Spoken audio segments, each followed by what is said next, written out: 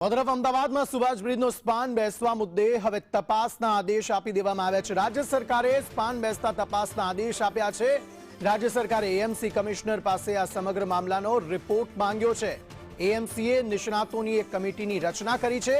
Bridge વચ્ચે તિરાડ કેમ પડી તે અંગે પણ આ કમિટી તપાસ કરશે અને રિપોર્ટ રાજ્ય સરકારને સોંપશે। આ મુદ્દો ખૂબ જ ગંભીર બની ગયો છે, કારણ કે આ બ્રિજ નો સ્પાન બેસી જવાના કારણે ટ્રાફિક જામની પણ ખૂબ જ મોટી સમસ્યા અત્યારે સર્જાઈ રહી છે। સાબરમતી જતા અને સાબરમતીથી આવતા જે મુસાફરો છે અથવા તો વાહન ચાલકો છે તેમને તકલીફ પડી રહી છે।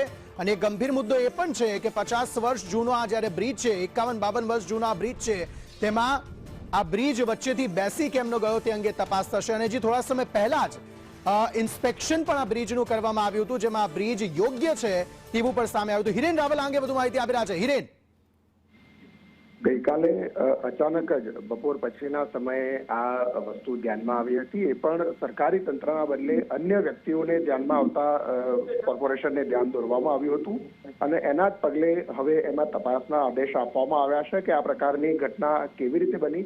કારણ કે લગભગ 1 મહિના પહેલા આમાં ઇન્સ્પેક્શન જે કરવામાં આવ્યું હતું એ ઇન્સ્પેક્શન દરમિયાન કોઈ ક્ષતિ બ્રિજની અંદર જોવા નહોતી મળી, તો અચાનક જ આ પ્રકારની સ્થિતિ કેવી રીતે થઈ, આ સ્થિતિ થવાનું કારણ શું છે અને એમાં જવાબદારી કોની છે, આ પ્રકારનો રિપોર્ટ માર્ગ અને મકાન વિભાગ દ્વારા સ્થાનિક તંત્ર પાસે મંગાવવામાં આવ્યો છે। સાથે કેન્દ્રીય ગૃહ અને સહકારિતા મંત્રી અમિત શાહ પણ અહીંયા હાજર છે। એક તરફ અમદાવાદ કોર્પોરેશન સહિતની ચૂંટણીઓ આવી રહી છે, આ પરિસ્થિતિમાં મહત્વનો ગણી શકાય એવો આ બ્રિજ છે ને એની આ પ્રકારની પરિસ્થિતિ છે, એની એટલે પણ ગંભીરતાથી નોંધ લેવામાં આવી છે।